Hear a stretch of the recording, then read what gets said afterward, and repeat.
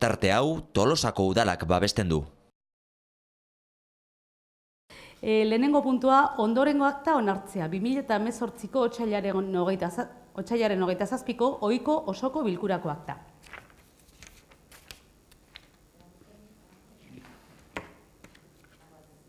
Hau batez, bale, ados orduan.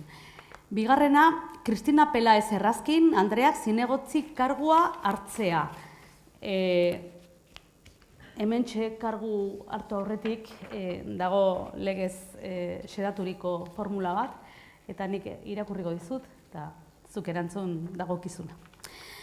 Zin egiten duzu edo hitz ematen zure kontzientzia eta ohoreagatik. Erregeari leial izan da, zinegotzien karguaren egin beharrak zintzo betetzea eta konstituzioa gorde eta gordearaztea estatuaren oinarrizko legea den aldetik? Legeak ala behartuta zin egiten dut. Orduan zure kargua har dezakezu. Azkeneko osoko bilkuran agurtu genuen Maria Lasa eta gaur Kristina Pelaezi ongi etorria ematen diogu. Seguraski elkarlanerako aukera handiak izango ditugu, hemendik legealdia bukatu arte, beraz, Kristina ongi etorriak udanan partez.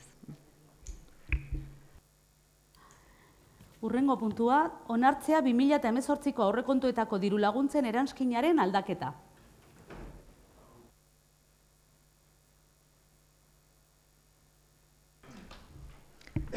Bai, aldaketa honi dagokio diru laguntza izendun bat emateko.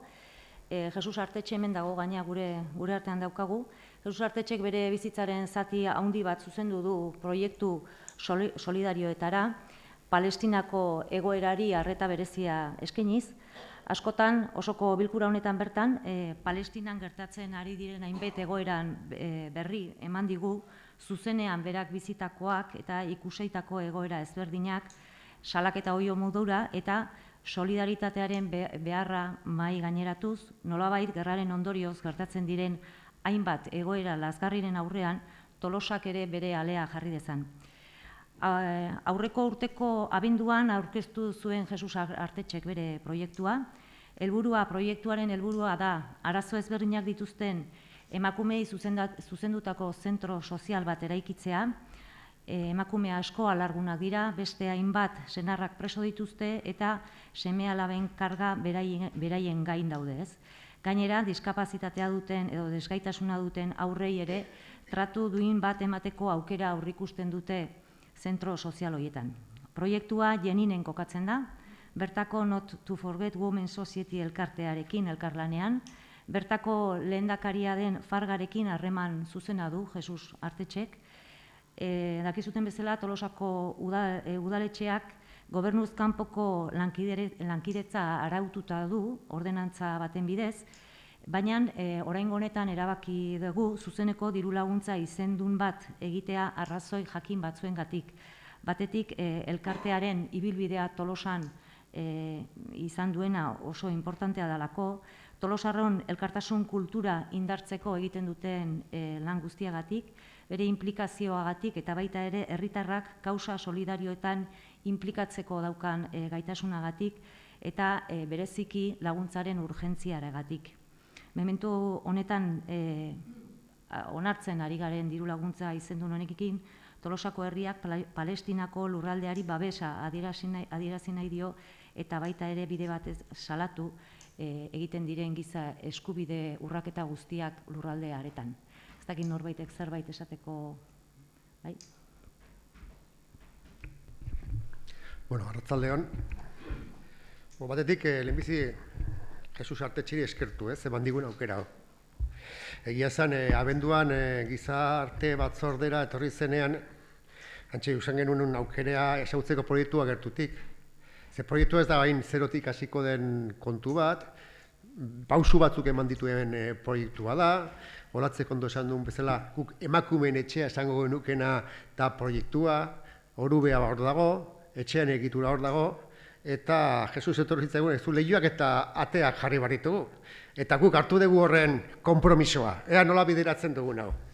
Pizka kostatu da, pasu pasadira, baina nik uste dut proiektua merezi duela, eta Tolosako udaleko ordezkariok eta herritarrok honetezkela harro proiektu horren inguruan. Besteak beste, udaletxe honetan lehentasunezko den alor bat jorratuko duelako, gizonen emakumeen arteko berdintasuna, eta bestetik gure gizartean ere oso beharrezkoa den berdintasuna horren laguntzeko, horixe izateko ere balio lezakelako. Irrikitan gaude, ikusteko noiz bukatzen den proiektua, etxean noiz dago martxan eta noiz ikuste ditugun han argazki haietan ikusi genituen, eta bide hartan ikusi genituen emakumeak bertan lanean eta bertan bere proiektuak aurrera ateratzen. Eta olatzek egin duen bezala salatu, bide batez, imperialismo sionistaren erasoa, Palestinako herriari, alor guztietan, bai ekonomikoa, bai giza eskubideen kontrako erasoak, eta beti izango garela elkartasunean Palestinako herriarekin, eta gu babesa izango dutela Palestinako herriaren duintasunen alde borroka egingo duten guztiek. Bueno, Jesus Artetxe hemen dago, eta danai ondo iruditzen bazaizu behintzat hitza emango genioke momentu honetan. Jesus, unas palabras. Sí, muchísimas gracias. Y sobre todo, si me he dirigido a vosotros, a la alcaldía, al ayuntamiento de Tolosa, es porque precisamente tengo la confianza que puedo tener con este pueblo, ¿no? Y en concreto sé los compromisos que se adquieren de este pueblo sobre la solidaridad, no solamente sobre Palestina, sino a nivel internacional, como los saharauis entre ellos, ¿no? El proyecto este es un proyecto que surge precisamente, como estáis diciendo, por las necesidades de estas mujeres que os podéis sentir todas las mujeres muy orgullosas de que este género de mujeres merecen una gran atención. Yo estoy entre mujeres, allí estoy yo encantado porque veo cada día cómo se trabaja. Yo estoy ahí, voy el día 4 de abril, vuelvo a los campos de refugiados y ya me esperan para ver si llevo alguna noticia buena. Entonces, daros las gracias, pero os voy a recordar solamente dos cosas. Este proyecto surge porque las mujeres estaban distribuidas en sus actividades por todo el territorio, por toda la zona del campo de refugiados. Vamos a decir que unas trabajan aquí, otras trabajan allí, y entonces se veía la necesidad de agruparlas y hacer precisamente de un edificio donde se centrara todo el trabajo, tanto psicológico. Estaban con su mujer, con sus maridos en las cárceles y, claro, económicamente pues se sienten muy agobiadas, en fin, todo esto. Entonces, todo esto, pues, en vez de estar una que llora aquí, la otra me llora, por decir de alguna manera, cuidado, y otra que llora aquí y otra que está ahí, juntarlas y hacer toda una agrupación que se fundó precisamente con el bombardeo del 2002, donde los israelíes bombardearon todo el campo de refugiados, todo.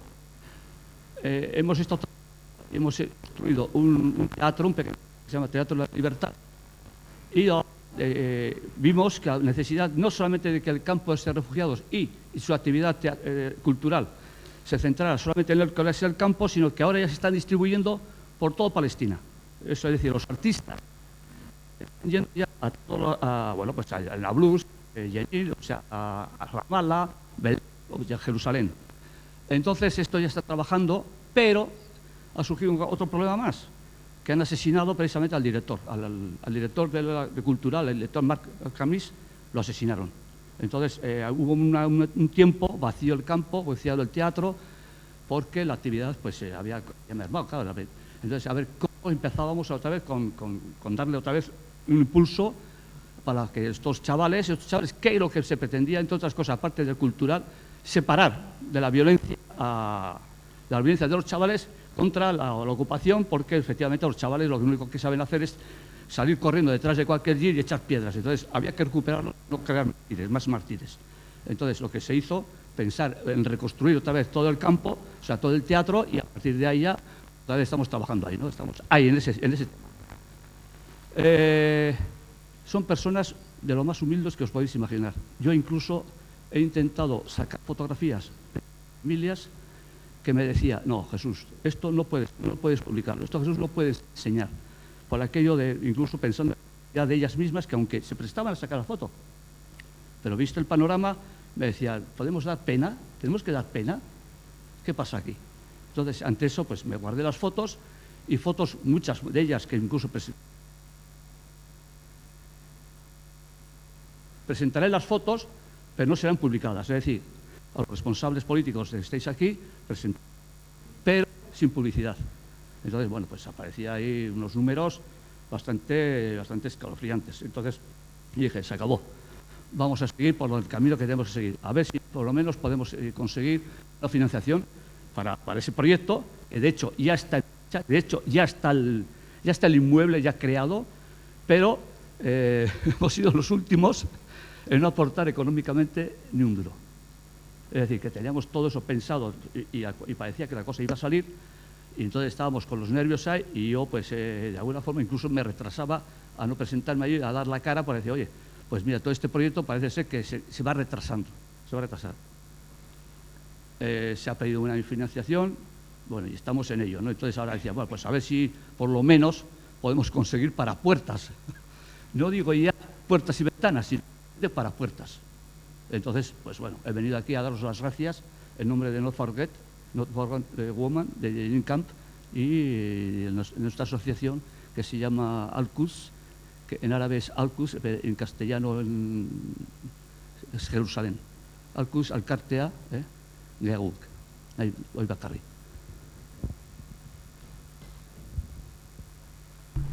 Bueno, gracias, Jesús. Esperamos noticias tuyas en cuanto vuelvas de Palestina.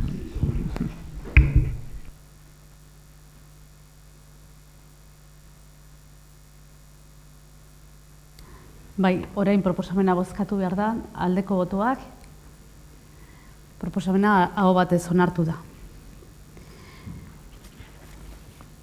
Bueno, hurrengo puntua da, laugarrena, itxitako ekitaldiko fakturak onartzea. Bueno, hauek fakturak dira aurreko urtean egindako gastuak, osoko bilkuratik pasa behar dianak, likidazioa onartu gabe dagoelako. Bai. Aldeko botuak, aho batez onartu da. Da onartzea Tolosako udaleko lanpostu zerrenda aldatzea. Bai, kasu honetan, Iñaki Letamendia abuztuaren 27an jubilatze zaigu, eta bera txistu irakasle izan da, eta baita txistulari bandako zuzendaria ere, bi lanaldi bereiztuak ziren, eta proposatzen dena da lanpostu bakar batian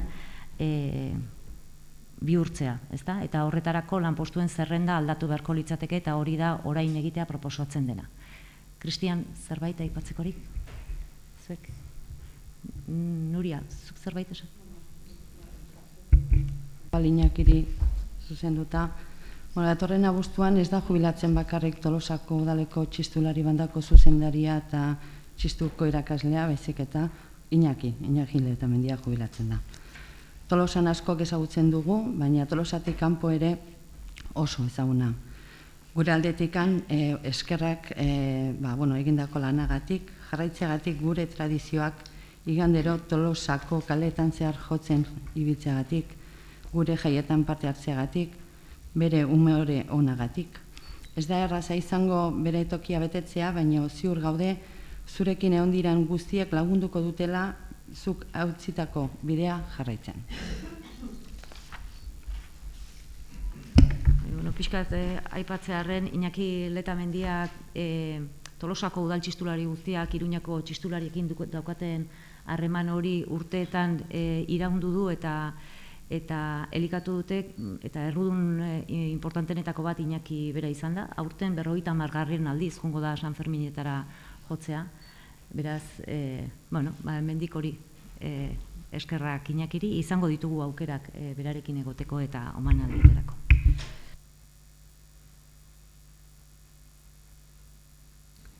Bozketa egingo dugu orduan, aldeko botoak, aho batez.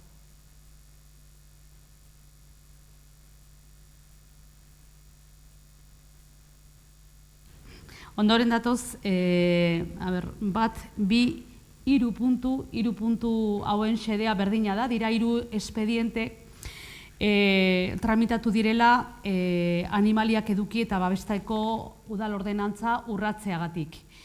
Ordenantza honetan xedatutakoaren arabera eta bai etxeko aberen edukia arautzen duen legean xedatutakoaren arabera, urratze larriak ematen direnean eskumena, zigorrak edo zehapenak jartzeko eskumena udalbatza plenoari dagokio. Hala eta guztiz ere, idazkaritza honetatik behintzat hartuko dugun konpromisoa, zuen borontatea alaxe baldin bada, santzio hauek edo zehapen hauek beste organo baten esku jartzeko, agian tokiko gobernu batzarraen esku egokiagoa dalako.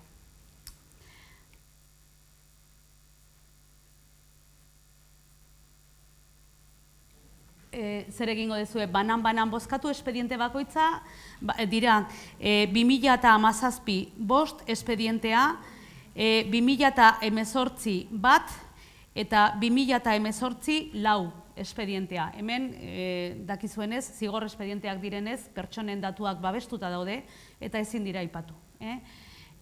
Orduan, zer nahi zue, banan puntu bakoitza edo... Segurtasun legala balin bada honek ez du latzera bueltaik esan nahi dut, hiruak batera errekursoetan. Ni rekomendatzen dut igual banan, ez da ezer kostatzen eta, momentu batean, segurtasun aipatzen baldin baiazu, hori esango dizut. Orduan, 2017 5 espedienteari dagokion bozketa, aldeko botuak, hau batez onartua. 2018 lehenengo espedienteari dagokion erabakia, aldeko botuak, hau batez, eta 2018 laugarren espedienteari dagokion erabakia, aldeko botuak, hau batez, hirurak, hau batez onartu dira.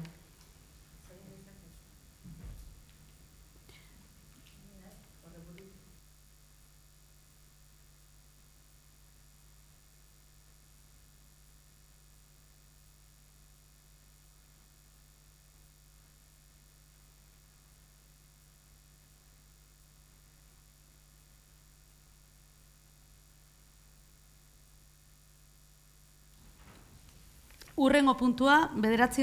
dekretu honen berri ematea bada bakarrik. 2018 462 kreditu gaikuntza, 2018ko lehenengo kreditu gaikuntza.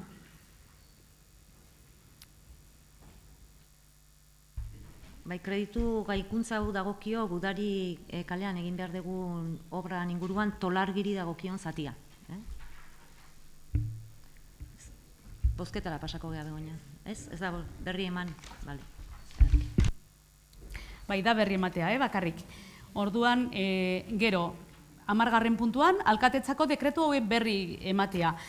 2018ko otsailaren batetik 28ra. Eta dekretu zenbakiak dira 2018 274tik 416ra.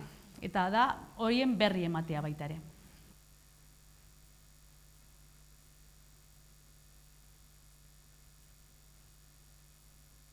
Hamaikagarren puntua, EH Bildu taldeak aurkezturiko mozioa.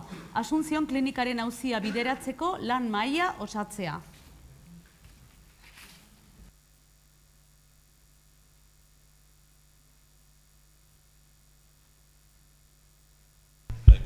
Vale.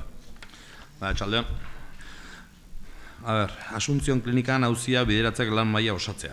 Asunción klinika pribatuak ematen duen osasun zerbitzuak herriko eta eskualdeko erabiltzaile, eragile, alderdi politiko eta baita klinikako langileen sortzen duen kezkari irtenbide bat bilatzeko beharra nabarmen agertu zen martxoaren 12ko udal batzaretoan egin zen osasungintzako batzar irekian. Kezka hori dela eta eragileak bileran eginiko proposamena kontuan hartuta Asunción klinikaren egoeraz eta auziaz gogoeta egiteko mahai zabal bat antolatzea egoki izan daiteke. Izan ere, Tolosalderako defendatzen dugun osasun zerbitzu publiko, doako eta kalitatezkoa bermatzea da batzarren juntatu ziren guztien helburua. Guzti honengatik, mozio hau aurkeztu dugu udalbatzak osoko bilkuran onartu dezan. Eskualdeko udalak, gizarte eragileak, klinikako langileen ordezkari diren sindikatuak eta alderdi politikoak bilduko dituen lan maila eratzea. Tolosaldeko osasun zerbitzu aztertzeko eta arazoari konponbide bat adosteko.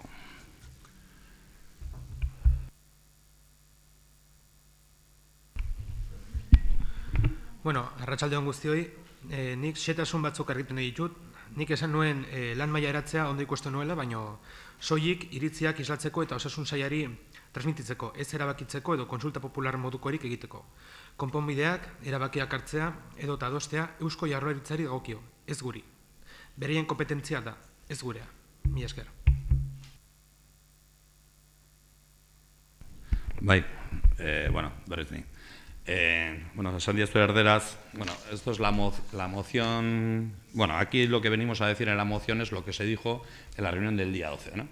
En aquel día, pues, Siba hizo una pregunta. Estamos aquí, llevamos años y últimamente, pues, como vosotros los trabajadores, con los problemas que se están creando en la Asunción, pero de antes ya acarreamos problemas y, vamos a juntarnos todos, vamos a montar una mesa y vamos a tirar para adelante.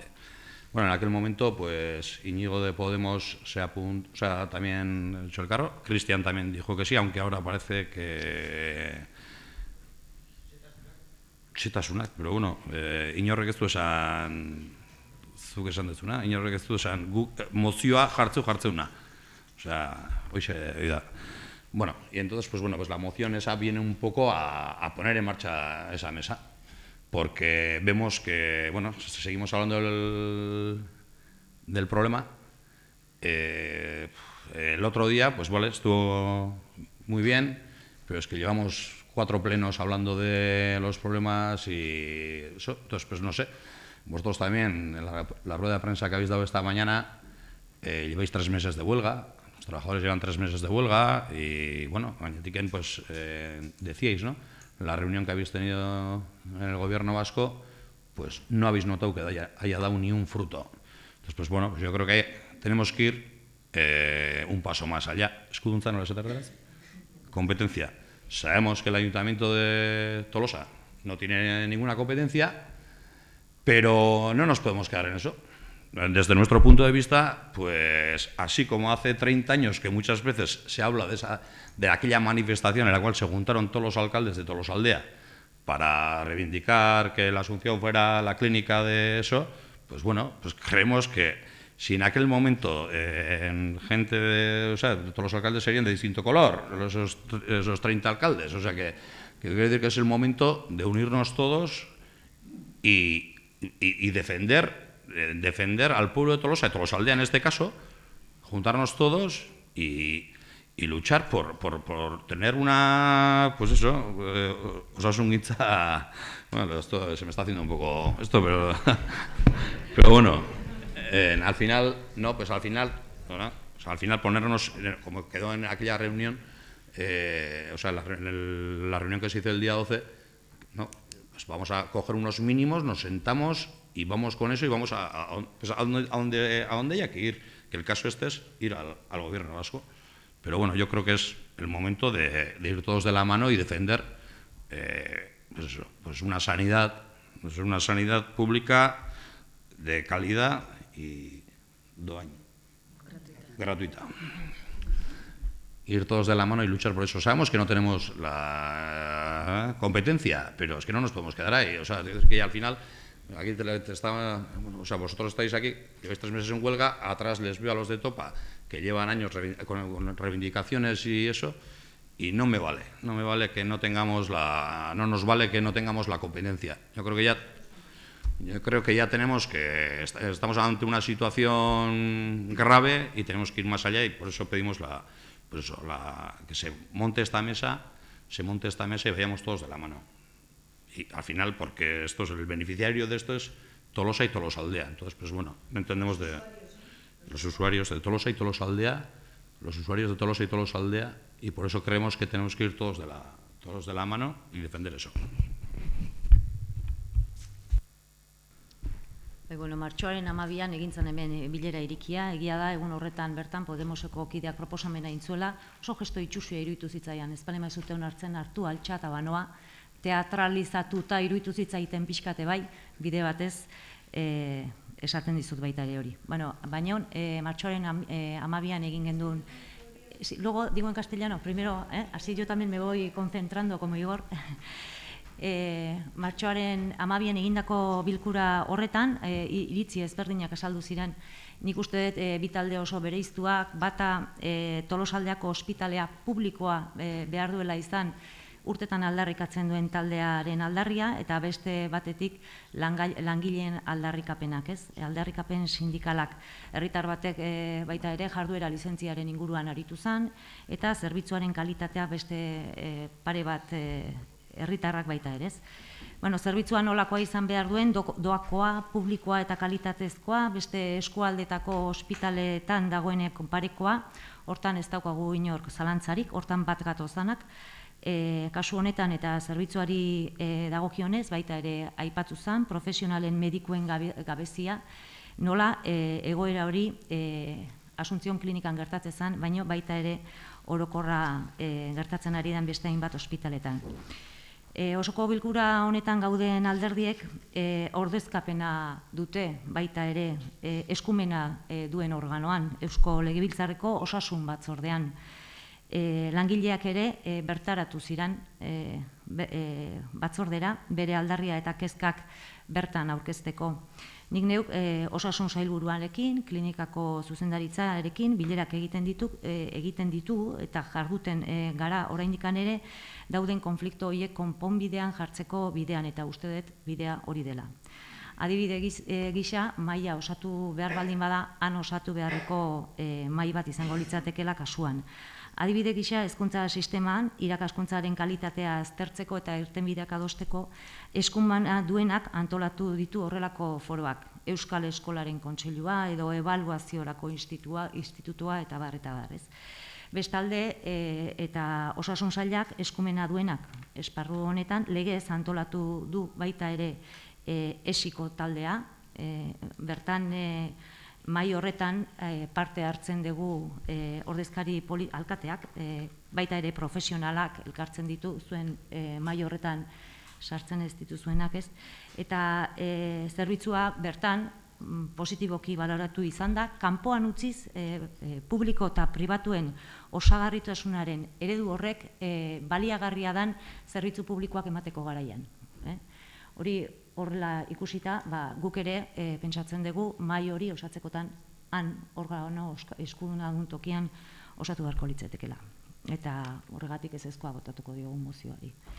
Beno, berre? Ez, lehenengo erderaz esan bardet, baina baratatze zaiten. Comentaba que el 12 de marzo hicimos la reunión abierta, como yo misma os propuse en uno de los plenos, en este mismo pleno. Yo creo que en esa reunión se presentaron opiniones diferentes, reivindicaciones diferentes. Por una parte, dos diferencias claras es el movimiento o la asociación que pide la publificación del hospital, no sé si exactamente a la Asunción, pero sí de que Tolosaldea tenga un hospital público igual que las demás comarcas del territorio y que no se dé el servicio público a través de una concertación como es la situación actual. Y otra, las reivindicaciones sindicales de los trabajadores, ¿no? Yo creo que, por un poco resumir lo que yo presencié en aquella reunión, también hubo un tolosarra que habló de la licencia de actividad de la clínica y preguntó cuál era su situación, y también incluso hubo un par de personas que hablaron de la calidad del servicio de la clínica incluso, ¿no?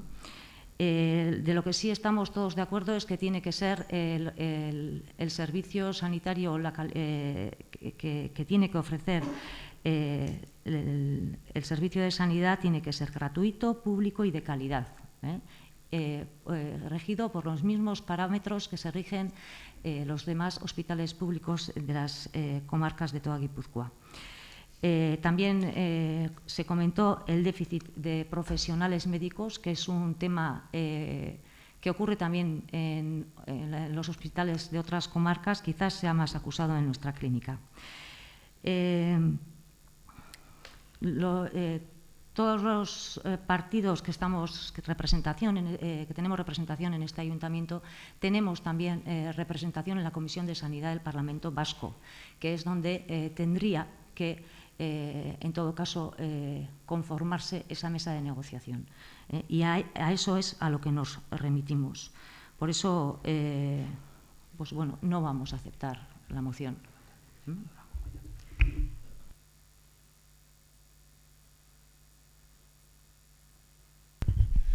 Ez, bai, Eusko Jaurlaritzan noski badola mahai bat osasungintzan ingurun eta hoi, baina guk hala ere proposatzen duguna da Tolosan da Tolosaldean mahai bat antolatzea. Eta geho, mahai horrekin, jungo geha, jun behar dan tokia. Hoi da proposamena, ez bakoitzak itzintzala bere partidukin anitzetxeko, nik uste Tolosa eta Tolosaldean dagoen arazoa, oso bertakoa dela. Eta pixkat ikusiarazin behar dugu, eta nik uste, ben badaude, ezakit Kristianekin, itzin beharko genuke Kristianekin, ze nik uste, beste gauz bat, sin más, itzin beharko genuke. Baina, Podemosek eta, ezakit, sindikatuk eta topak eta nik uste, arazorik eritzekela mai hortan, arazoa igual ikustet, pixkat zuen gan ikustet, eta nik uste mai honek, ez da, hain, zuk esan duzun bezala, ados baldin bagaude, publikoa, doakoa, eta kalitatezko osasungintza da nahi baldin bau, nik uste horrekin eserik intezkela eta hortiken abiatu eta itzein berdanakin. Zuk esatezunen gu proposatuako maien ez daudela profesionalak, langileen representazioa nik uste dala gehien ez dautze duenak. Ni azkeneko bileratan hemen, azkeneko 3-4 pleno, gehi, lehengon, zan pixkat hemen hitzeike genuen, hemen hitzeike zan batetik datu batzuk atatzen Eusko Jaurlaritzanak eta beste dena langileenak. Eta nik, olatz, errespeto guztikin Eusko Jaurlaritzan zenbakikin da estadistikai, nik langilei zein izte gehiago. Horre unerokotasun hortan, azkenen beraiek eta onartu behar da, nik uste denai arazok daudela iriste zaiun bezala, nik uste zuei gobernu non da guri baino gehiago iritsiko zaizue. Orduan, nik uste guk segitze du pentsatzen mai horren beharra. Ahora, castellano. No, decía, pues nosotros que seguimos, aun oyendo las razones que dice Olatz, de que en el gobierno vasco existe una mesa, como una comisión de sanidad en la cual están representados todos los partidos. Yo creo que el tema de Tolosaldea ya se está creando, es una cosa muy particular, somos los únicos que no, el único valle o comarca que no tenemos un hospital, ¿no? Público, y entonces, pues no sé, yo creo que esa mesa la tenemos que montar. La tenemos que montar aquí y luego tenemos que ir a hacer presión a Vitoria, o lo que acordemos en esa mesa, pero yo creo que se tiene que montar aquí, porque el problema lo tenemos aquí. Y cuando se refería a Olatz, que pues en la mesa que nosotros planteamos no hay profesionales, decimos que los profesionales son los trabajadores de la Asunción. Que un poco hablando de esto, pues eso de las estadísticas que hemos estado en los últimos plenos, más el otro día, el día 12, hablando un poco de la problemática que se da pues en la clínica de la Asunción, pues aparte de todas estas estadísticas que oímos y que no sé qué, y que alguien bien dijo que los números como las estadísticas, ¿para qué se hacen? Y claro, oyéndoos a vosotros y oyendo también a Topa con el seguimiento que está haciendo durante años, yo os creo a vosotros, de las estadísticas, no tengo ninguna duda, nosotros os creemos a vosotros. Por tanto, creemos muy importante el crear esta mesa. Y si estamos, además me lo he apuntado, castellano, me ha apuntado que si estamos todos de acuerdo en que la sanidad tiene que ser pública, gratuita y de calidad, no veo ni un problema para poner esa mesa en marcha. Es que eso. Bai, ados gaude zerbitzua publikoa, doakoa eta kalitatezkoa izan behar dula, eta hori horrela izatea Asuntzion klinikan ahalbideratzen duena, da Eusko Jaurlaritza egiten duen kontzertazioaren bidez. Bestela izango genuke klinika pribatu bat, punto. Ez litzatekena izango behintzat doakoa. Doakoa, jakinda, gure sistemaren barruan daola, eta Euskal sistemak antolaketa barruan antolatuta dagoen bezala. Aipatu dut baita ere publiko-pribatuaren osagarritasuna, eta hori guk mahai gainean jartzen dugu, osagarritasun hori ondo egin behar da, hori ere horrela da, ez? Baina guk hortan ez dugu publikoaren alde egiten baldin badugu ere, osagarritasunean ere sinisten dugu, hori da agian aldea izan liteke. Langilek esan dudanean, esiko langiletaz ari nintzen, baita ere, profesionalak beraiek direlako, eta profesionalen hitza guri harreman normalean esiko mailan bitartez iristen zaigulako, alkatei, alderdi ezberdinetako alkatei, eta beti baleratu izan du da ondo. Horregatik aipatu dut, eta errespetu guztiekin baita erenik, Igor, Eusko Jaurlaritzaren datuak ez baldin badituzu sinisten, nekez ulertuko gera mahai baten ingurean zuketanik. Bueno, lo que comentaba es que la sanidad tiene que ser pública, gratuita y de calidad, y lo que he venido diciendo muchísimas veces, que la manera que tiene el gobierno vasco de dar y de ofrecer a todos los ciudadanos de Tolosaldea esa sanidad pública, gratuita y de calidad es a través de la concertación a la Clínica de la Asunción, porque si no tendríamos una clínica privada y no una clínica que pueda dar ese servicio. Bueno,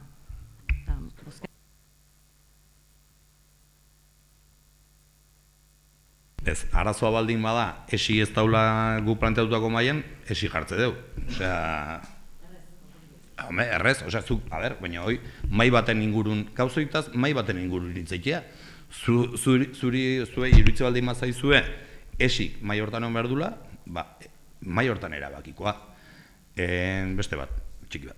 Esan dizu, nik Eusko Jaurlaritza, Eusko Jaurlaritzak ematen ditun zenbakik eta zikut zela sinisten. Bueno, nik esan dizut, hemen izan deu festa bat zenbakitaz, eta zesateuen bertako langilek, eta nik esatizut, nik langileen hasi nistetela. Osea, eta zuke bai. Zergatik, bestela, zuk azkenean ez sinistezu, hemen langilek etortzea, eta zuri kalen gelditzizunak arazo dauzkena Asuntzionen, eta zu sinistu itizu, eta nik ebai. Bestik ez. Sí, no, decía que si el problema de no hacer la mesa es que no esté el ESI, pues metamos al... OSI, bueno, claro, en castellano es OSI. Claro, vale. Bueno, pues si el problema sería ese, metemos a OSI. Pero bueno, una mesa empieza a trabajar así. Se monta una mesa y luego se habla de con quién más se puede contar para esa mesa y eso lo arreglaríamos fácil. No, y bueno, luego que pues hay... que yo he puesto que no me creo los números de Osakidetza. Bueno, a ver, yo estaba hablando de estadísticas y me estoy hablando de en cuanto a las cosas que hemos oído aquí en los últimos 2 meses, antes también, desde Topa, porque llevan años con esto, pero bueno, que yo, ante las estadísticas o los trabajadores o Topa, con todo lo que ponen encima de la mesa, yo os creo a vosotros. Y no podemos decir que no tenemos, o sea, que no hay problemas. La problemática no es que sea, bueno, yo voy a meter en un Belén ahora, pero es que no creo que, o sea, el rollo, nosotros estamos a favor de lo público y siempre hemos defendido lo público, pero en este momento no estamos hablando de eso. El problema no vemos que sea directa, o sea, porque sea concertado, pero el problema es que es una mala concertación y una mala gestión y un montón de cosas. O sea, si no, no estaríamos hablando de esto seguramente. Pero nosotros, por ideología, como dices tú, defenderíamos lo público y tú, ¿no? Y vosotros diríais que, bueno, que vosotros también defendéis lo público, pero si tiene que ser concertado, pues eso. Pero es que no estamos hablando de eso. Estamos hablando de que el hospital que tenemos, pues no da la calidad.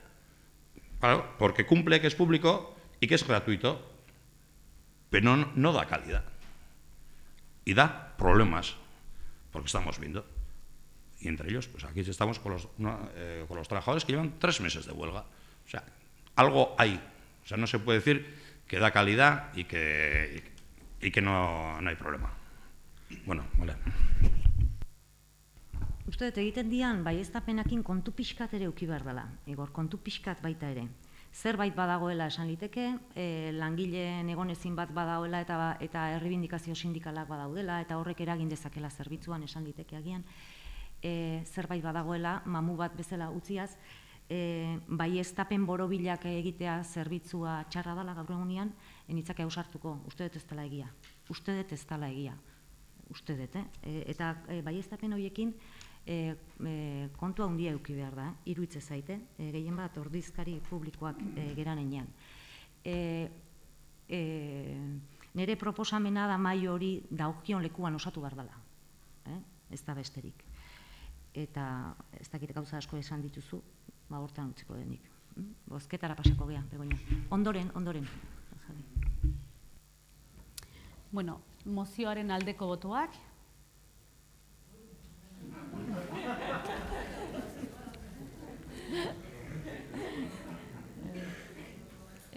Bueno, ez dut ikusi, osea, sentitzen dut, baina ez dut ikusi. Aldeko botoak? Vale. Aurkako botoak? Vale. Mozioa ez da onartu.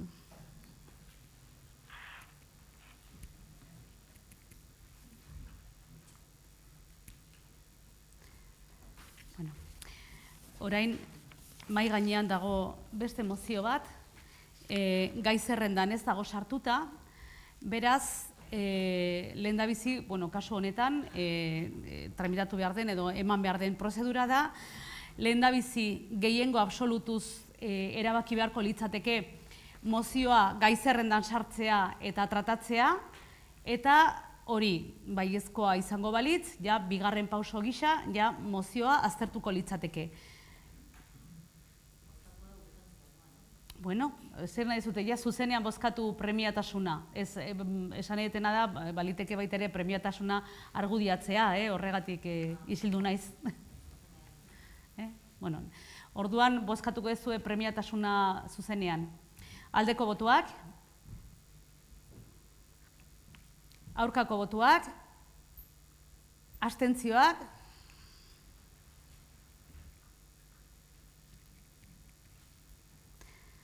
orduan, gehiengo absolutuz, onartu da mozioa aztertzea eta bozkatzea.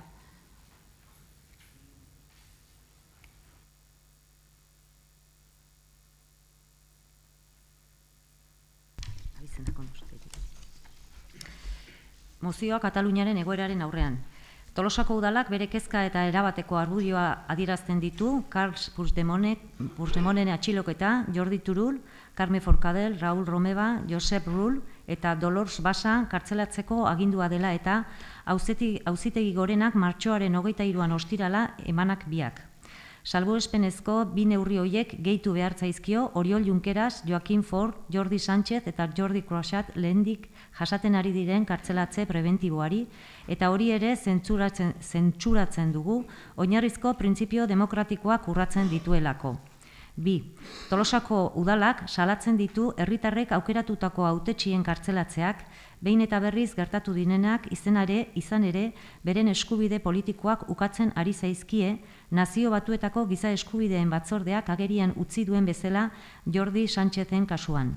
Era berean, bere egiten du sekulako kezkarekin gainera, Amnistia Internazionalek jarduketa judizial hauei buruz egin duen balorazio kritikoa, gehiegizkoak baitira leporatutako karguak, neurriz kanpokoak baitira baldintzarik gabeko kartzelatze prebentiboak eta ohiz kanpokoa baita epaitzeko modua. 3. Tolosako udalak bere babesa eta elkartasuna adierazten die atxilotu eta kartzelatuei, beren familiei, beren erakunde politikoei eta sozialei eta Kataluniako gizarte osoari eta berehala askatzeko exigitzen du. Lau, Tolosako udalak adierazten du, erabakitzeko eskubidea aplikatzea eta Kataluniako herritarrek erabakitakoa errespetatzea dela egoerari konponbidea emateko bide bakarra eta salatu egiten du Espainiako gobernuak konponbide demokratiko horri bidea itxi izana. Bost, Tolosako udalak erabaki honen berri emango die Espainiako eta Alemaniako gobernuei. Cristian. Bueno, sozialistak independentzi judiziala errespetatzen dugu eta justiziaren erabakiak onartzen ditugu. Guk negoziaketa eta elkarrizketa bereskuratzea eskatzen dugu eta hori lortzeko lana egiten jarrituko dugu. Hemendik PSC-ko alderdik idei elkartasun osoa adierazten diet, ze bere herriko etxe batzuk pintaketak eta jasatu izan dituzte. Mila esker.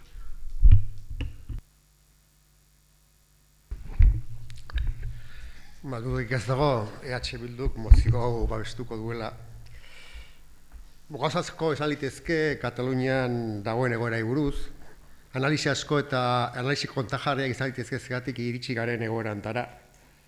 Baina garbi dagoen gauza bakarra eta ez du nik esaten, ez du guk esaten, Amnistia Internazionalak esaten du, Nazio Batuen erakundeak ere neurre batean edo ez zuzenean esaten du, Estatu mailako, lehen mailako egun juristek esaten dute, momentu honetan, Katalunia prozesua judizializatzen ari den bezala, legea hausten dela eta PPK-kazioan ere erortzeko zorian dagoela. Esaten denean, independentzia judiziala eske beretan Cristian Barraguria sartzen zait. Barne ministroak eragertzen duenean, hurrengo unean, urliak ezingo duela lehendakari gai izan, eta biramunean epaileak urliak lehendakari gai izatea ebazten duenean, sekulako oesteko pelikula asmatuta. Herritar bat baketsu baten eta ekintza demokratiko bat errebelio doltsu bihurtuz eta bere argudiotan Tejerok emandako estatu kolperekin parekatuta. Ze hori letzen daz, beak ninduen azkeneko autoan. Momentu honetan, Espainian, arriskuan demokrazia dago, sistema demokratikoa dago, eta Montesquieu bere hilobetik ateako balitz, zure eta lur gerituko litzake botere baraketa zertan dagoen ikusita estatu horretan. Eta hori elertzen ez duen demokrata, bere hilobia egiten nahi da, zelenenga katalanak izango dira, gero Euskal Honor, baina demokrata usezko horrengana ere iritsiko dira. Eta nik hortan, eta gira esamar baizut, Espainiako ezkerrak gite defraudatzen nahi gaitu. Ez du ikusten, arazoa ez dela Katalunia, Katalunia sintoma bada. Arazoa beste bada da, Espainiako eliteen demokrazia eza edo zasi demokrazia. Nola ulertzen duten, estatu honek funtzionatu behar duela, eta nola ulertzen duten demokrazia funtzionatu behar duela. Eta funtzionazio horretan ez dago independentzia judizialik, dago transmisio ugal bat. Hortaz bat egiten dugu mozioarekin, eta gaina mozio honek eta goera honek ni personalki ikutzen nau. Zer nik Oriol Junquerasen postu hartu nuen Europako Parlamentuan. Nik Larrumeba hemen aldamenean eserita azaten nuen talde bileretan. Proiektu asko egin genituen elkarrekin. Eta biak ezagutzen ditut ondo. Besteak ez ditut personalki ezagutzen gehienak. Bi horieko ondo ezagutzen ditut. Gizon zentzuzko, paketsu eta demokrata sakonak. Bere herriaren onena nahi duena. Eta momentu honetan kartzela daude delitu faltsu batzugatik akosatuta. Eta hori, zein demokratak ez dut onartzerik. Eta benetan ikusten ari gara kontrakoa da. Alegia, nolabait, batzuk ari dira babesten egoera hori. Akzioz edo omisioz. Baina babesten ari dira momentu honetan Espainian gertatzen ari den involuzio demokratikoa.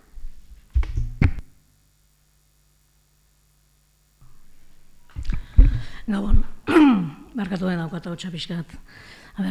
Egun Katalunian gertatzen ari den ikaragarria da, sinesgaitza esateraino demokratikoa izan daitekeen edozein estatutan. Ez da zilegi herritarrak lege eskuan duelarik aukeratu dituen ordezkariak preso egitea. Euren ideien defentsa modu baketsuan egite hutsagatik. Ordezkari horiek kartzelatzeaz gainera esan beharra dago haien aldeko bozka eman dutenen askatasuna ere gatibu dela orain. Politikak jada ez dirudi ideiak elkartu eta adosteko balio duen ariketa. Aitzitik, bigarren mailara pasatu da ideia hori eta ondorioz botere banaketa gaizki ulertzen duen estatu batekin egiten dugu topo. Are gehiago, politikaren judizializazioa egiten duen estatua da, eta bertako epaileak dira gure legezko ordezkariak menpe hartu eta mugatzen dituztenak. Izan ere, legea euren nahiera darabil estatuak. Atxiloketa hauek ez dute gatazkaren egungo egoera arintzen, ez eta laguntzen ere. Kartzelak ez ditu ez arimak, ez pentsamentuak, ez ideiak isiltzen. Amaitzeko, adierazi nahi dugu, bat egiten degula Kataluniako herriarekin, haren legezko aspirazioaren bidean eta gure errespetua eta elkartasuna helarazi nahi diogu herri borontatea modu baketsuan defendatzeagatik nolabaiteko mehatxua sufritzen duen orori. Eta bukatzeko argi dugu gu Kataluniarekin, gu Euskadirekin.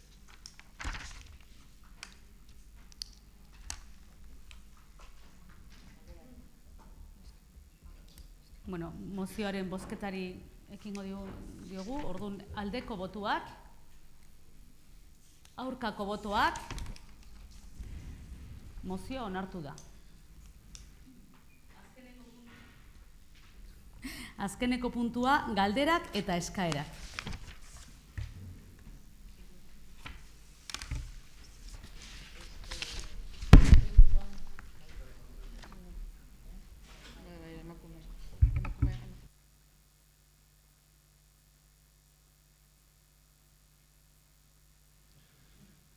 Gertuatu, bale. Bueno, arratsaldeon. 2 hilabete bete ditugu greban, bueno, Tolosaldea buseko langile gea. 2 hilabete bete ditugu greban, eta gainera gure lankide Alaitz kaleratua izan da. Alaitz hiribuseko langilea, gidaria barkatu, udal honen pliegupean dagoen langile bat. Emakume kaleratu bat. Greba egin duelako kaleratua izan da, argi daukagu. Ulertezina da, orain dela 2 hilabete pliegoak betetzen ez zirela kontziente izan da, enpresa behartu ez izana pliego horiek betetzea. Ulertezina da, gaur egun 2 pertsonen artean hiribusa egiten jarraitzea eta ez esatea. Ulertezina da, hau guztia jakin da, Alaitz kaleratua izat inungo mugimendurik, inungo hitzik, inungo haserrerik provokatu ez izanak. Behintzat udaletxe hontan, zeren kalean beste gauza bat izan da zorionez. Martxoak 16an, udaletxe aurrean, konzentrazio bat egin genuen Amarozko auzotarrekin. Konzentrazio horretan, Tolosako biztanleak Alaitzi babesa emanez 280 sinadura aurkeztu genituen. 980 barkatu. Martxoak 22an, 100 pertsonak manifestazio egin genuen Tolosako alkateari konponbide bat eskatuz. Denbora aurrera doa, enpresa ez da gurekin eseri egin, eta administrazio publikoak beste alde batera begira daude, bai Tolosako udala, bai Gipuzkoako Foru Aldundia. Tolosako udalak du erantzunkizun zuzena Tolosaldea bus pliegoak bete arazteko, baina ikusten dugunez, 5 jola zaizue. 980 sinadura gutxi aldira Tolosako alkatean neurriak hartzen hasteko. Manifestazioak egiten jarraitu behar dugu, ez ezazue inolako zalantzarik izan, egingo ditugu. Gure borroka kalean jarraituko dugu, eta gure salaketak ere ardura zuzena dutenentzat bideratuko ditugu. Enpresa noski, Tolosako alkatea eta Foru Aldundiko Marisol Garmendia zarete gure ustez erantzunkizuna dezuten aldeak. Eskerrik asko.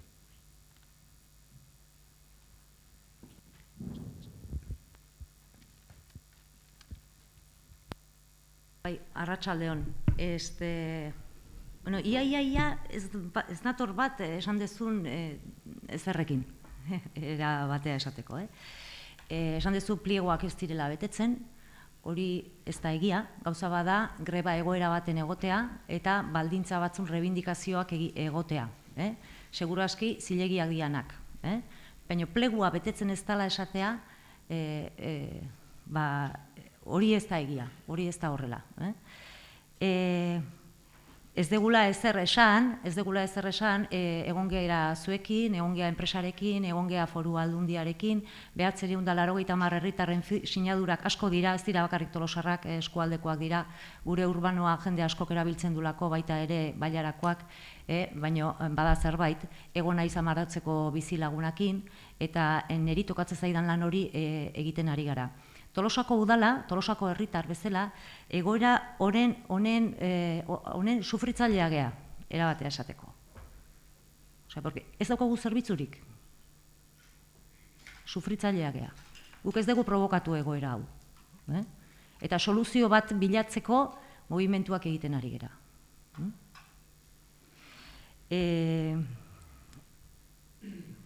Eta, bueno, ez dakit nik berriz zuekin egoteko presnago, baina zuek egiten dezuen irakurketarekin ez nator bat, uste dut ez diola egiari erantzuten.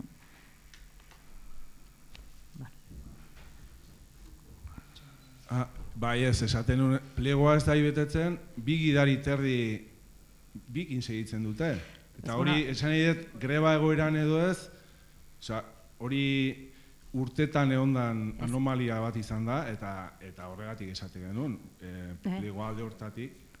Bueno, ez da igual itzemango diot hitza Begoñari, pleguak oso ondo ezagutzen ditulako, baina ez da horrela zuek esaten duzu moduan. Gaizki ulertu bat egongo da seguraski, emango diot hitza Begoñari, bai?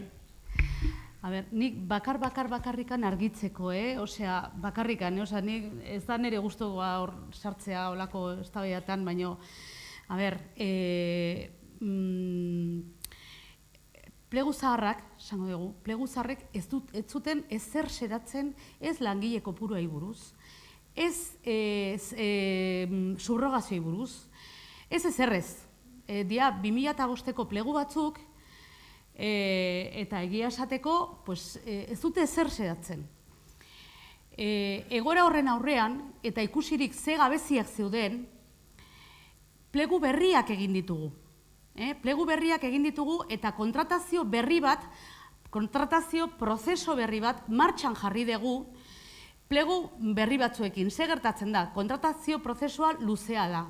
Onartu zen joan den hilean, eta hile honen hasieran, bai, martxoaren hasieran.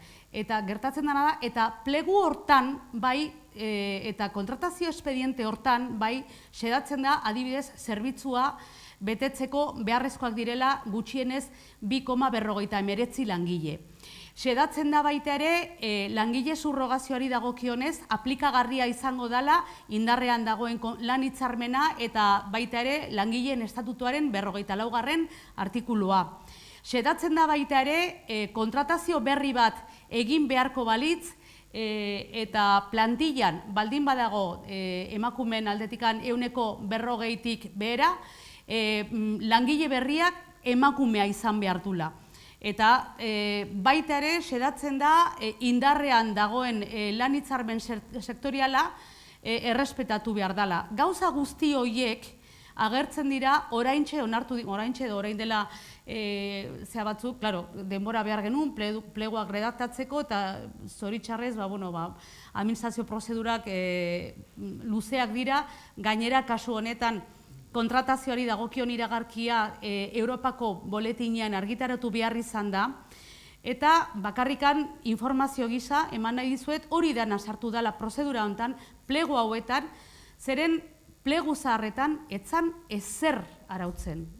Ni besterik ez, Bai, zugolatz, lehenengo bileran emandako datu da, gu horrekin, igual, fallo. Izango la, referentzia egiten nion plegu berriari, lantzen nahi ginen plegu berri horri. Bueno, bestela kontu izan, momentu honetan, 2000 ordu sartzen dituztela urtean zerbitzua 2 personan arten iteko. Osa, hori ere behar bada ez dago ondo, Igual etzun jarriko, bere garaien, baina 2000 ordu egiten dituzte urtean, zerbitzua, astelenetik larun batea, martxan eoteko. Osa, orduan, hoi egia da, 2000 ordu. Zain edet, ordu estra sartu. Juntatuko gea berriz eta repasatuko ditugu pleguak.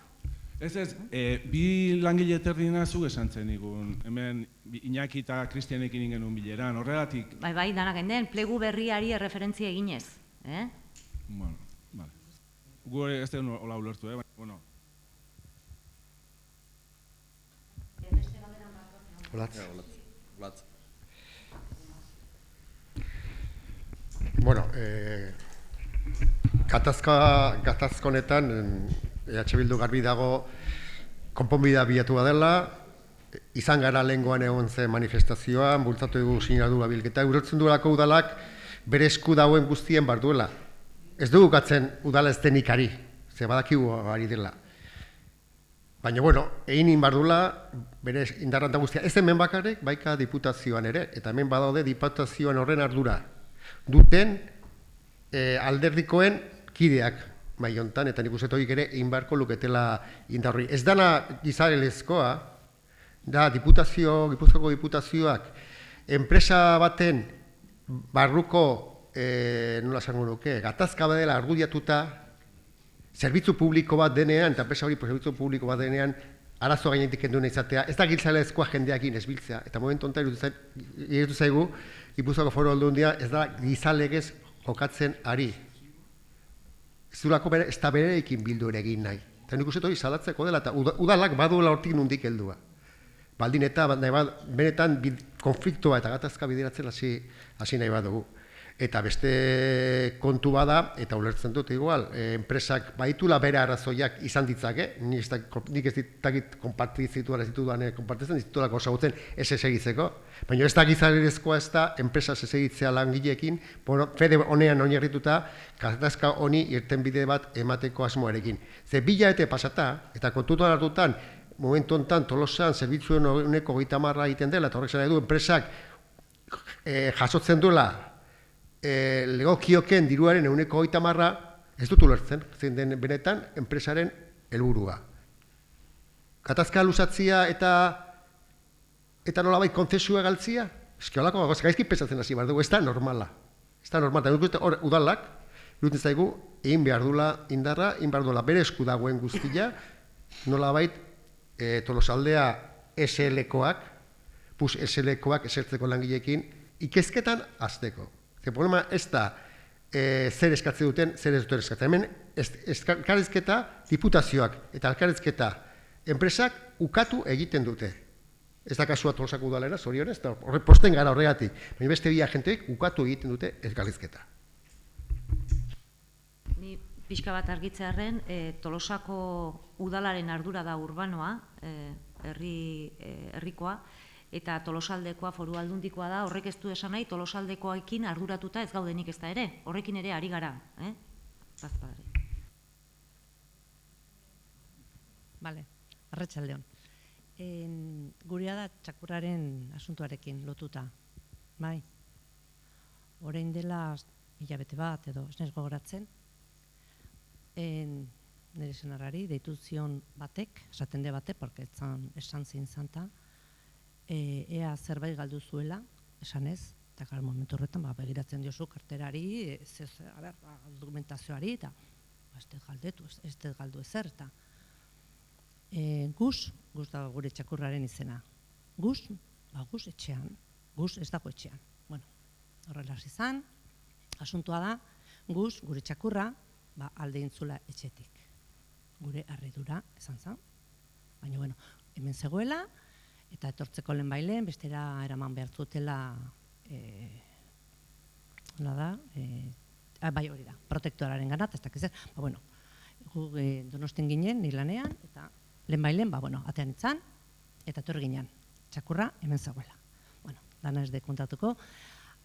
Gure harridura da, ze nolako isuna jarri diguten, 300 euro. Orduan, istripu bat izan zala, ni nahitaz, gu nahitaz, ez dugu txakurra kanpoan uzten. Txakurra beti oten da, inguruan daukagun leku bat, ez dakigu, ateak baten batek irikizula, txakurra ikusi. Eta buelta mantzan, egun horietan izotza galanta intzun, ez dakit ez zala itxi, guk ez dakigu, asuntua da, gure harridura oso handia izan zala, txakurra hori. Eta, hori, harrituta gelditu ginen isunarekin, 300 euro. Ez dakigu, Hombre, nahita ez da izan, noski. Gaina txipa zeukan, abisatu bezain pronto, guetorre ginen. Osea, izan deu txakur bat 14 urte. Eta orain hau, honek, ditu 2 urte. Hori da, harridura. Bai, bueno, ez... Eskerrik asko. Bai, zuri dortzeatik. Gero nahi bali madezu Begoñarekin egongo gera, ze alegazio epe bat ere izaten da, hor ez daki jaso dezun edo ez, zegoeratan da hon, zergatik. Bai, horregatik, nahi bali madezu gero ondo genian, igual, bai.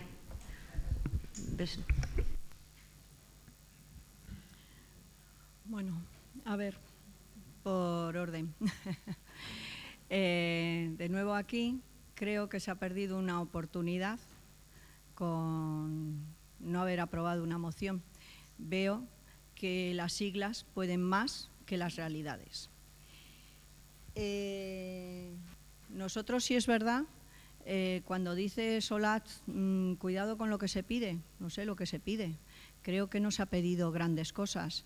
Pero si el tema y la preocupación vuestra es qué va a pasar en el caso de que se publifiquen, no os preocupéis, ya pelearemos por eso, igual que estamos peleando. Ya se han publicado otros hospitales en otras condiciones y el personal ha pasado, lo han asumido. No estamos diciendo ni ser funcionarios ni nada, pero no es esa la idea de hoy, no estamos peleando por eso. Estamos, hoy era para que alguien se sentara, para que os sentarais todos a ver qué sanidad es la que queréis, qué sanidad es la que hay, ver qué sanidad es la que hay real, no de papeles, real, que lo miréis, que lo veáis y en relación a eso pedir qué sanidad es la que queréis, porque creo que hay que cambiar. Pero bueno, no se ve igual, es verdad. Nosotros como profesionales, las trabajadoras y trabajadores, no podemos no hacer bien nuestro trabajo. Pero es obvio que falla algo en esta empresa.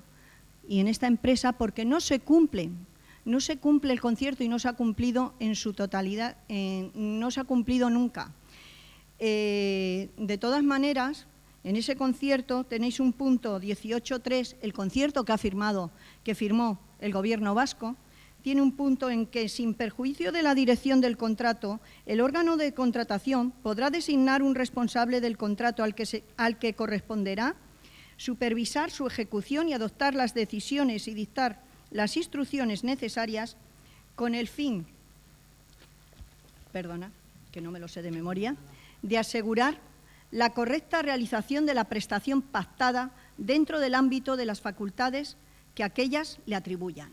Es decir, que el Gobierno vasco tiene en realidad la obligación, yo creo, si existe un problema, de mirar y de que haya alguien que tiene la obligación de que haya alguien que lo mire, que lo revise. Puede que se limite a coger los papeles que se le entreguen, puede ser, pero que hay un problema y no está resuelto. Y no se resuelve con un lavado de cara, no se resuelve con que se firme el convenio de los trabajadores, porque no es esa la solución de esta empresa. No se resuelve porque vamos a tener los mismos criterios de empresa privada y de ganancias que quieren y que tienen que seguir ganando para seguir ellos enriqueciéndose. ¿Vais a dejar que sigan enriqueciéndose a costa de la sanidad que debe impartirse? Nada más. Creo, vuelvo a ratificar que habéis perdido una oportunidad de oro, pero nosotros vamos a seguir insistiendo.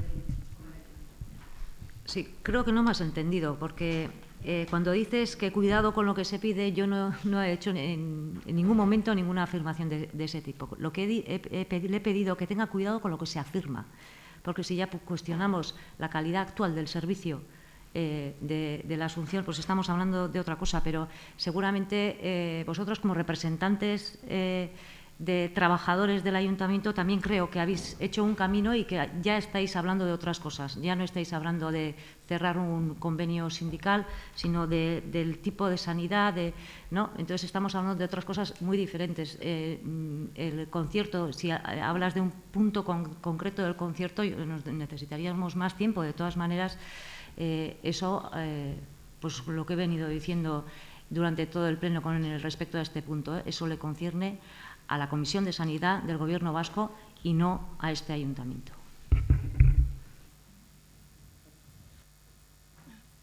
Voy enseguida, no voy a querer acaparar mucho más.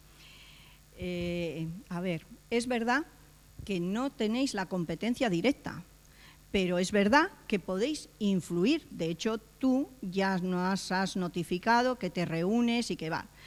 Bien. Igual que Cristian, la otra vez, perdona que te tuteé, la otra vez admitió que se podría realizar esa mesa de sentarse. Ahora no, pues bueno, él sabrá por qué.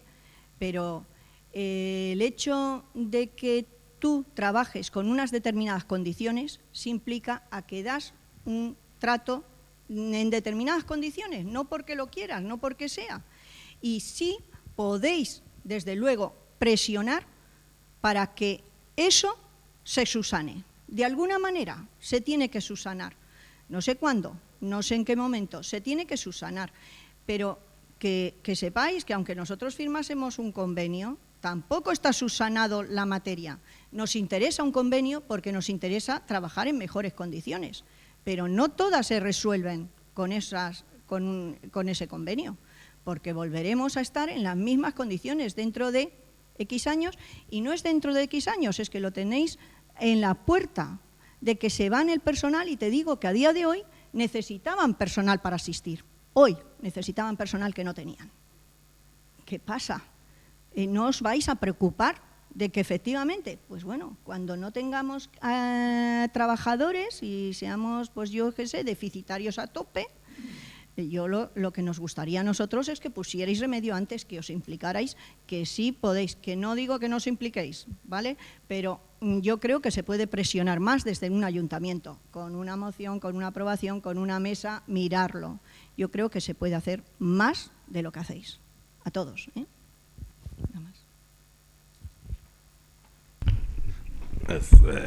Pixkat, kalidadei berriz nik esandako hitzei buruz, kalidadeko buruz, ni hortan, joan, guantxe, momentu honetan, esaten nahi zana. Osa, kalidadea, ezin dugu esan, kalidadea ematen nahi diela, horrek ez du esan nahi, iteuen guztiek gaizki iteuenik. Bestela beste gauz bat eta zitzien nahi dugu ginek. Baina momentu honetan, kalidadea ez da betetzen nahi. Eta gainetik, langileak lehengon, ja bisatzen ziguen. Osa, mutu zaitezte, zergatik. Hemen, arazo bat dator, eta Tolosak gainetiken arazoa beste Gipuzkoan beste ospitalen aurren okerrago dago, zergatik. Mediku falta dago, eta atatzegenak Osakidetzak aldeituko. Eta ez etorriko klinika pribatu batea. Eta bisatzen nahi die, eta horregatik esaten nionik, gauzo hiri, horrek influitzeiola kalidadei. Horregatik esaten nionik kalidadei. Sí, no, me refería, le he agarrado a lo que has dicho, lo que venías diciendo tú, porque me estaba atacando Latz con lo de la calidad. Y le venía a decir eso, que yo cuando hablo de calidad no estoy diciendo que la Asunción funciona fatal, o sea, que todo está mal. No estoy hablando de eso, porque si no, además estaría faltando os estaría faltando incluso a vosotras y vosotros. Pero yo me refiero a que tenemos un problema y además nos estáis avisando. Bien el TOPA, bien los trabajadores, nos estáis avisando. Hay un problema y va a venir mayor. Entonces, pues eso. Y bueno, pues como la competencia está en el otro lado, pues no sé, pues parece que no podemos hacer nada. Yo creo que tenemos que trasladar todo esto, unirnos y trasladar todo este problema que tenemos a donde haya que trasladar. Bai, nik hitz egingo dut, gazteleraz egingo dut, birritan ez egitearren. Creo que nos ha quedado claro que Tolosa no tiene la competencia. Eso es, es un primer paso que está muy bien, ya ahora que todos lo sabemos. Perdón. Igual lo que sí se puede hacer, aun sin tener competencia, creo que nadie está diciendo que se decida aquí cómo tiene que ser la sanidad de una forma unilateral y llevarla al Parlamento y deciros, oye, mira, hemos decidido esto, ponernos a trabajar. Creo que nadie está diciendo eso, creo que estamos diciendo, vamos a juntarnos, vamos a pensar qué se puede hacer para mejorar las condiciones del modelo que existe hoy día. Y en relación a esto, lo primero, decepción, porque sin ir más lejos, hace cosa de una semana en la radio de Tolosaldea, el concejal Cristian del PSE se mostraba a favor de esta mesa de trabajo, al igual que el portavoz del Partido Popular, que no está aquí en este momento. Entonces, parecía que había una mayoría de partidos a favor de este proceso y uno en contra, que era el PNV. Ya vemos que pesa más la muleta que la realidad de Tolosaldea. Y eso es, bueno, decepción por parte de nosotros. En cuanto a la mesa de trabajo, bueno, si PNV y PSE deciden que no quieren participar de esa mesa de trabajo, me parece legítimo. Creo que le pueden dar una vez más la espalda a Tolosa. Nosotros no vamos a hacerlo y les tendemos la mano a H. Bildu para hacer esa mesa de trabajo con los partidos, colectivos y la gente que quiera. Los que no quieran, pues les abriremos la puerta, pero no vamos a estar esperando hasta que quieran, porque igual el día que quieran ya es demasiado tarde. Eso y espero que de verdad recapacitemos y nos pongamos a trabajar, porque este modelo no solo falla por la precariedad laboral, falla por otras muchas cosas. Inigo, gauza bakarrik esango dizute, aizu, ez Eusko Alderdi Jeltzaleak, eta, bueno, Kristianek badaki eta itzingo du bere izenean, eta ordezkaritza daukagun talde guztiak hemen, urtetan eta urtetan damakite hemen herrigintzan, oraintxe ia sortu berri zeaten alderdi bada, uste izan dela oso ausarta esatea herritarrei bizkarra ematen diogunik. Egunero gaudenean herrigintzako lanean. Bat ez gera etorriko, hori gauza bada, guk bizkarra inorri ez diogun baten. Erantzuteko. ¿Erantzutet edo? Bueno, yo también voy a hablar en castellano respecto a los que no entienden euskera. Yo, en primer lugar, quería decir lo que he dicho antes en mi intervención en la moción, que yo hablaba de detalles. Yo dije que montar la mesa para recabar opiniones y trasladarlas a la Consejería de Sanidad, no para, como dijiste tú aquí, Íñigo, en la reunión, para montar, por ejemplo, una consulta popular o para tomar decisiones y trasladarlas directamente a... Lo segundo no lo dijiste tú dijiste la consulta popular. Y trasladarlas a la Consejería de Sanidad. Yo eso, simplemente decir eso. Y que, como ha dicho Olaz, que yo sepa, nunca hemos dado la espalda al pueblo. O sea, si te lo parece a ti, pues bueno, pero eso es así. Trabajar mucho tiempo por el pueblo está muy bien, pero en este caso es obvio que se le está dando la espalda. Cada cual tendrá su opinión y si queremos negar la realidad, pues nada, pues podemos luego salir todos, tomar un pote, pero la realidad es esta. En cuanto a lo de la consulta popular, yo la moción, el concejal del PSE la habrá leído, pero no ponía nada de consultas populares, ponía una mesa de trabajo.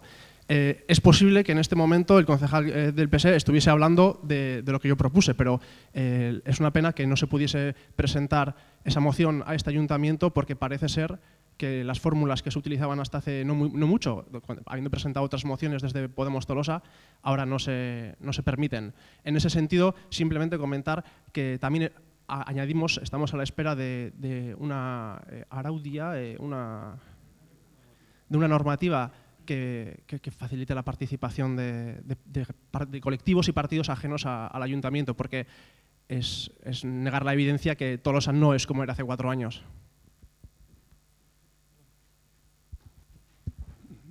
Bueno.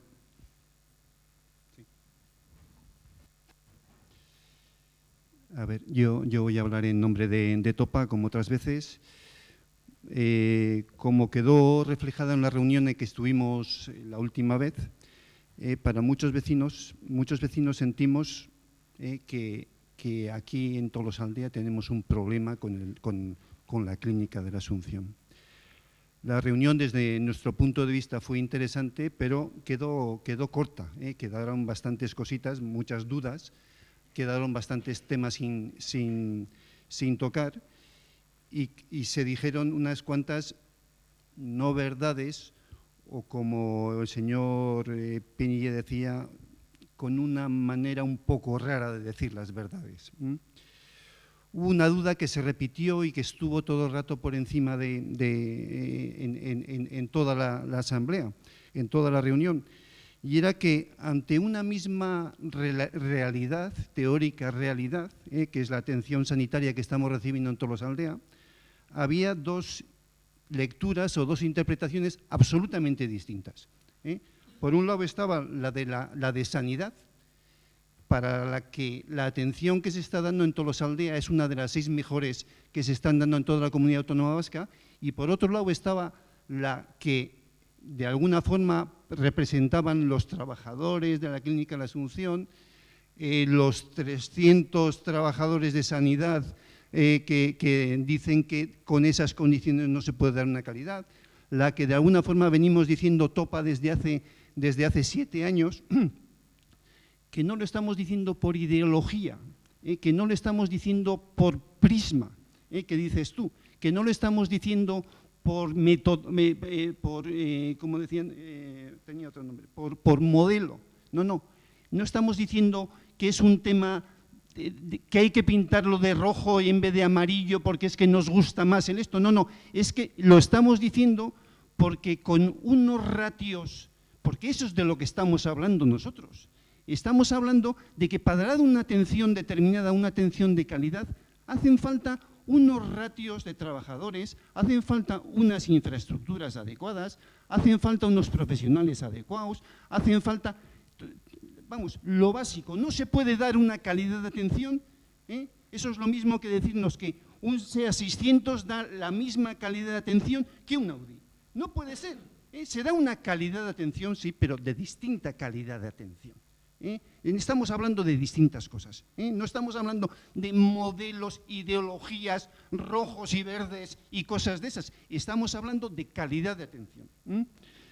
Entonces, como estaba diciendo, había dos interpretaciones absolutamente distintas de una realidad que de alguna forma se reflejaba en la cantidad de gente que vino el día pasado a la asamblea. Esos no vinieron habría algunos que vinieron por ideología, pero desde luego lo que estaban intentando representar es que hay un problema en esta comarca. Un problema que tú también lo reconociste al principio, lo que pasa es que después de algún tipo de esas reuniones que haces habitualmente en Gasteiz, ya viniste como que no había problema, Pasaste de que había un problema real en varias asambleas, dicho que de alguna forma fue la razón por la que planteaste la reunión, entre otras cosas, pasaste de eso a solo hay 2 quejas, solo he recibido 2 quejas. Digo, joder, pues fíjate, un problema tan importante y solo 2 quejas. ¿Qué cosas tan raras, qué cambio de actitudes en el tema, ¿no? Y entonces la pregunta del millón es, de esas 2 interpretaciones, ¿quién es el que dice la verdad? Que el día pasado lo dijo Cristian en la esto. ¿Quién es el que dice la verdad en las dos formas de leer la atención sanitaria en Tolosaldea? Y ante una situación así, habitualmente lo que se hace es estudiar el tema. Habitualmente lo que se hace es plantear los razonamientos que tiene cada uno. Y eso normalmente lo que se hace es, se reúne a toda la gente que tiene interés sobre el tema y se trabaja el tema en una mesa de trabajo, por ejemplo. En una mesa de trabajo, por ejemplo. En una mesa de trabajo en la que se trata el tema, cada uno dice su verdad y de alguna forma se intenta buscar una solución a esa verdad. Porque nosotros no estamos diciendo que nosotros vamos a decidir qué atención sanitaria es. Lo que estamos diciendo es que queremos conocer la verdad de esa calidad, de la calidad de atención que se está dando en Tolosaldea. Y yo lo que me pregunto es, ¿a quién le da miedo la verdad o las verdades? ¿Por qué resulta que no se puede ver y hacer esa mesa en la que no se va a tomar ninguna decisión? No le corresponde la competencia, como decís vosotros, no nos corresponde al Ayuntamiento de Tolosa. Nosotros no estamos diciendo que se cojan las competencias, esa competencia, que decidamos nosotros. Nosotros estamos hablando de vamos a conocer cuál es realmente la verdad de la atención sanitaria que se está dando en Tolosaldea. Eso es lo que estábamos pidiendo. Y eso es a lo que estábamos dispuestos nosotros a juntarnos, a una mesa de trabajo en la que se llevasen todas las verdades de los distintos grupos y de los distintos afectados y se viese realmente cuál es la situación. Porque está claro que algo le falla a esa verdad de sanidad en la que nos dice que somos la sexta OSI mejor de la Comunidad Autónoma Vasca, con un traumatólogo y medio en vez de los 6,5 que están trabajando en nuestras comarcas. A mí eso no me cuadra. Y si te cuadra a ti, pues entonces lo que tienes que hacer es despedir a 5 trabajadores de cada 6,5 en el Ayuntamiento de Tolosa, porque es que con 1,5 se puede trabajar igual. Se da el mismo resultado. No hay ningún problema. Estamos estupendísimamente. Porque después hay que hacer los papeles, como dijo la profesional de la clínica de la Asunción, es la técnica que utilizan los mentirosos para decir las cosas. Es muy fácil rellenar los papeles. La realidad es el problema. La realidad de atención. Esas que te paraban a ti en la calle porque vives en el pueblo y te relacionas con el pueblo y eres del pueblo, y entonces te paran en la calle y te dicen determinadas cosas que te llegaron a preocupar, pero después resulta que te está pasando la preocupación, porque es que Sanidad te ha dicho que estamos estupendísimamente atendidos. Vale. Entonces, respirando un poquito. Sí, Javi, y acelerando también, ¿eh? Venga. Eso es. Pero tranquila. Porque con el tema de las competencias es un recurso habitual, esto de la falta de competencias. Nosotros no tenemos la competencia, echamos al muerto al de la competencia de arriba, porque es que nosotros no tenemos la competencia. Pero por otro lado dices, el Ayuntamiento de Tolosaldea no dará un paso atrás en que la calidad de atención que se recibe en esta comarca sea absolutamente igual que en el resto de comarcas. ¿Y cómo lo vas a hacer? Te pregunto yo. ¿Y cómo lo vas a hacer? ¿Cómo lo vas a defender si no es tu competencia? Corresponde a la competencia del gobierno vasco. El gobierno vasco te dirá. Y si el gobierno vasco te dice que eso es lo mejor que tienes, a pesar de que te está diciendo la información de que no es así, pues resulta que te tendrás que callar. Y entonces tendrás que ceder. Pues entonces, ¿por qué no estás ahora de acuerdo en hacer una mesa de trabajo para juntarnos y ver cuál es la realidad? No la que te cuentan cuando te juntas con los de la OSI, que estáis muy bien, estáis estupendos. Es estupendo. Cuando os damos nosotros una información, nos decís, la tenemos que contrastar porque nosotros no veíamos el tema y entonces lo vamos a consultar con la OSI. Estupendo, me parece muy bien. Y cuando os dan la información en la OSI, ¿por qué no venís donde nosotros a contrastarla? A ver si realmente estáis diciendo la verdad. Vaya, verán duda, y encima si sigues no te voy a poder contestar, porque ya te has empezado a repetir además. Una puntualización más. Venga. Respecto a las competencias. Sí. Los ayuntamientos y los alcaldes del 94 tampoco tenían la competencia. Y salieron a la calle en una manifestación a trabajar. A pedir la y a decir, concertación, sí, eso es. el alcalde de Ibar no tenía la competencia y ha conseguido un hospital para subagudos enterito. Y resulta que no tenía la competencia tampoco. Y en cambio ellos han hecho algo más que hacer de correveidile, que es lo que estás haciendo tú. O sea, lo único que al parecer hace un alcalde de 20.000 habitantes de Tolosa es transmitir la información de un lado a otro. Y entonces no tiene otra capacidad un alcalde de 20.000 habitantes para defender los intereses de sus ciudadanos, que lo único que hay que transmitir. Pues ya lo siento. Bueno, a ver, Javi, no me voy a alargar mucho, porque nosotros esta conversación ya la hemos tenido, la seguiremos teniendo, Pero una cosa, ¿cómo no voy a decir que no va a haber un problema? Ahora Javi, orain neri tokatzen zait, favorez. ¿Cómo no voy a decir que hay un problema? Con los trabajadores aquí, todos los plenos, con todas las reuniones que hemos tenido, con todo el movimiento del Topa. ¿Cómo no voy a decir que hay un problema? Normalmente no me desdigo, me puedo confundir, pero normalmente no me desdigo. Cuando recibo las quejas y cuando hay vecinos que se preocupan y vienen a donde mí, yo no tengo por qué mentir. A mí no me ha venido una marabunta de gente, seguramente porque la competencia no es municipal, porque las quejas se pueden presentar en el mismo centro hospitalario y también se pueden derivar a sanidad, seguramente. Pero yo no tengo por qué mentir. A mí me viene lo que me viene y es lo que suelo comentar. El tema de las diferentes números o estadísticas que estabais comentando. A ver, Javi, sí hemos hecho reuniones con los responsables de la OSI, los representantes del TOPA con los responsables de la OSI. Y allí han salido informaciones y se han contrastado, Javi. Y tú eres médico, en eso me ganas, porque tú hablas de medicina y yo no tengo ni idea. Ni de traumatología, ni de hematología, no tengo ni idea. Tampoco me toca. Lo siento, pero eso no me toca. Lo que sí me toca es preocuparme como alcalde y es lo que hago.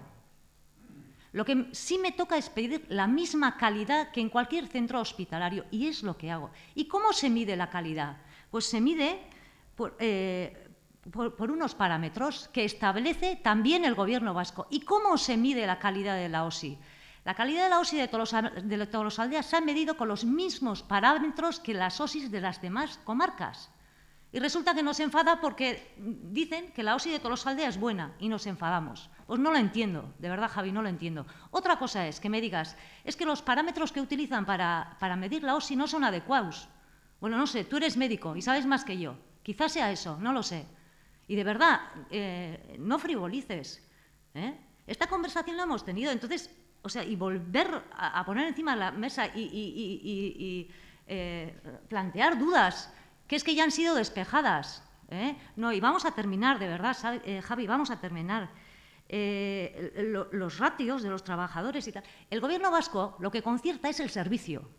Y quien organiza el servicio, y de ahí parte el problema, es el gerente del hospital.